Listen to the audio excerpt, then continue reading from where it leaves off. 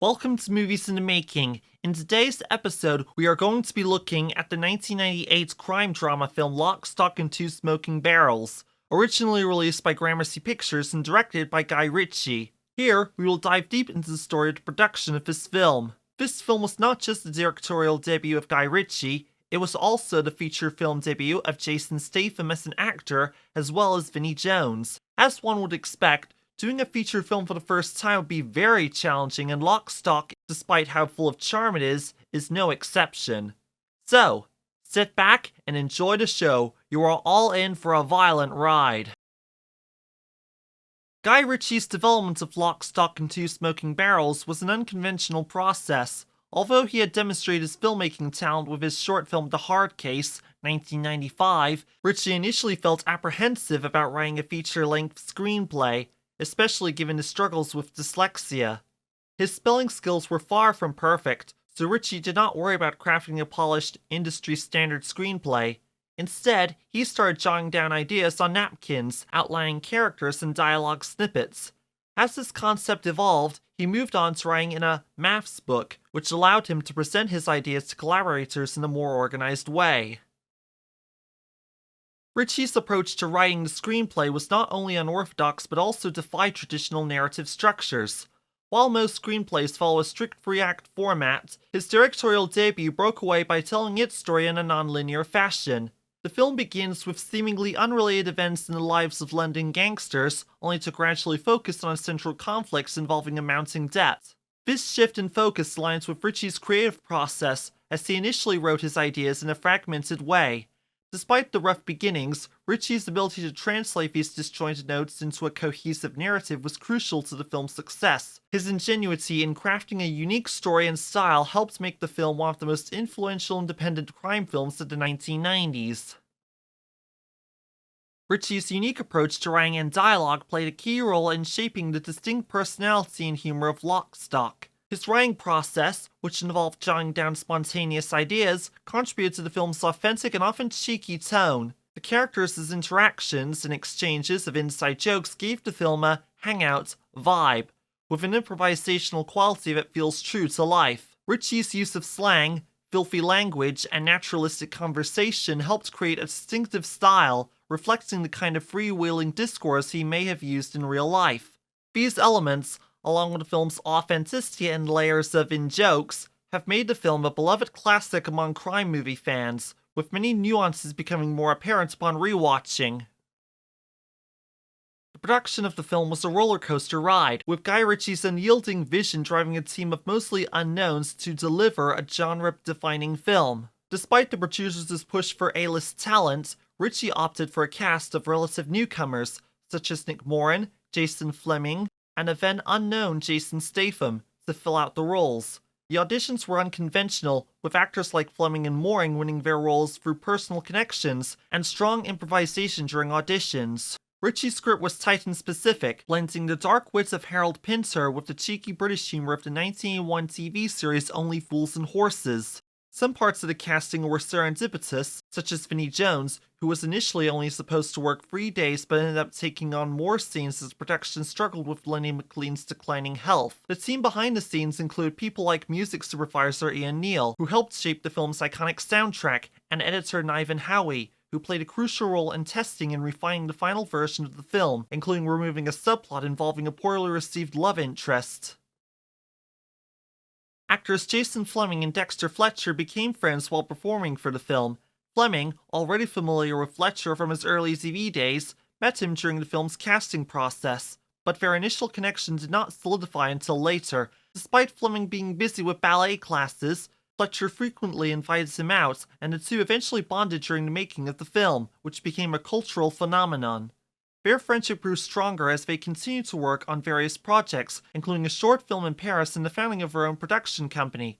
Fletcher, known for his energetic approach, and Fleming, a bit more reserved, made a great team, balancing each other's strengths. Both actors shared a passion for poker, food, and drink, and their relationship was marked by a genuine, supportive friendship that extended beyond their professional work. Jason Statham's role in Lock, Stock, and Two Smoking Barrels came as a surprise, considering it was his first major acting job. However, His real-world experience made him more prepared for the role than many would expect.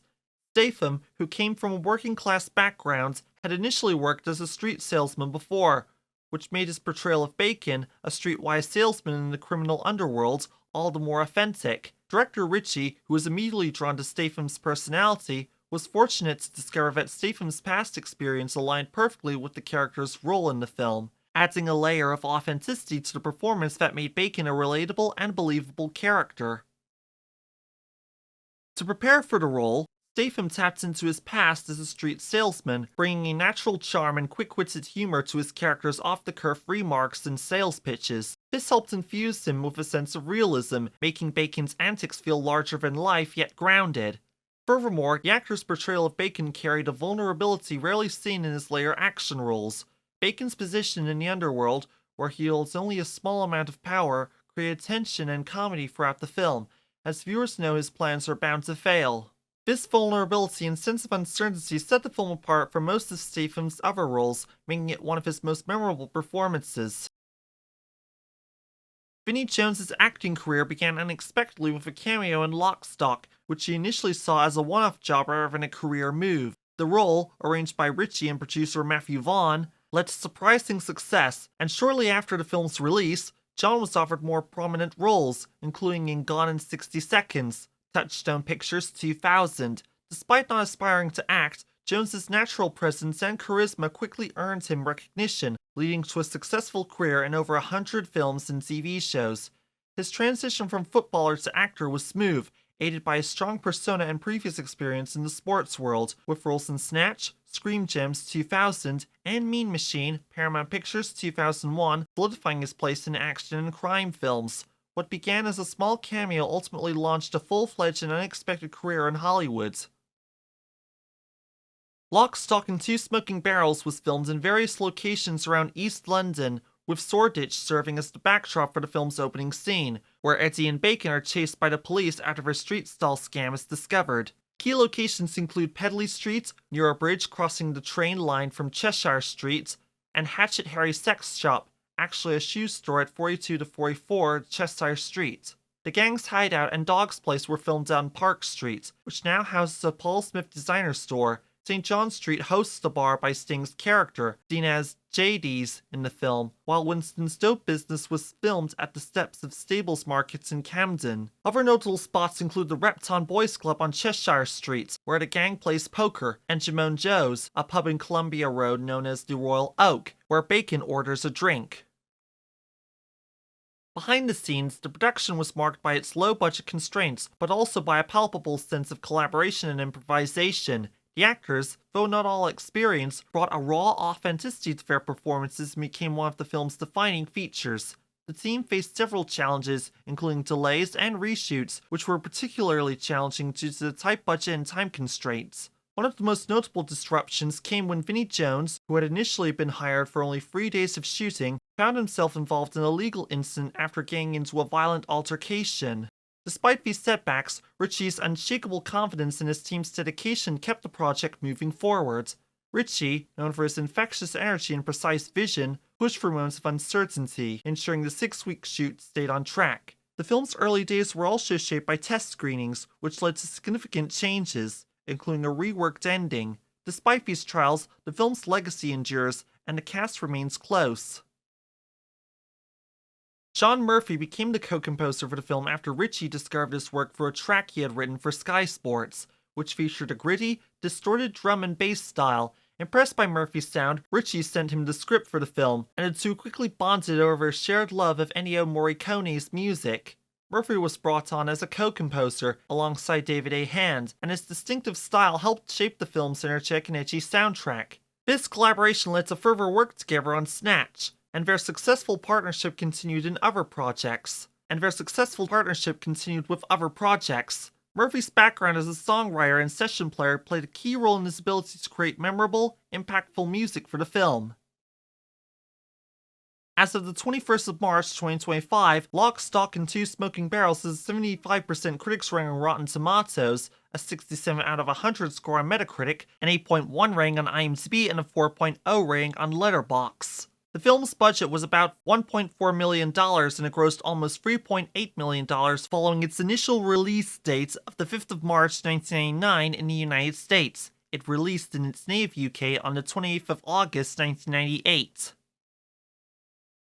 Lock, Stock was an episodic crime drama TV series made for Channel 4 that followed the four quirky owners of a pub called The Lock: Bacon, Jamie, Lee, and Moon. Each episode centered around a gang becoming embroiled in a problem, involving an object of significance to the London underworld, with the episode titles completing the series' name by revealing the object involved. For example, the second episode, and 200 Smoking Kalashnikovs, had the group stealing a van full of AK-47s, escalating a gang war. The series' premise and characters mirrored those of the film, with its protagonists, Bacon, Eddie, Soap, and Tom stealing a pair of antique shotguns to settle gambling debts, inadvertently setting off a chain of events that made them targets for criminals. In essence, Lock, Stock reimagined the movie's plot into a serialized format. The series ran for 7 episodes from the 29th of May to the 11th of July 2000. And that wraps up our deep dive into the making of Lock, Stock, and Two Smoking Barrels. If you enjoyed this episode, don't forget to like, subscribe, and hit that bell icon to stay updated on all things movies in the making. Let us know in the comments what you think of Lock, Stock, and Two Smoking Barrels, or if you have any favorite moments from that film we did not touch upon, or what films you would like to hear covered by this channel. Also be sure to check out our community page, where we announce what films we talked about by this channel each week.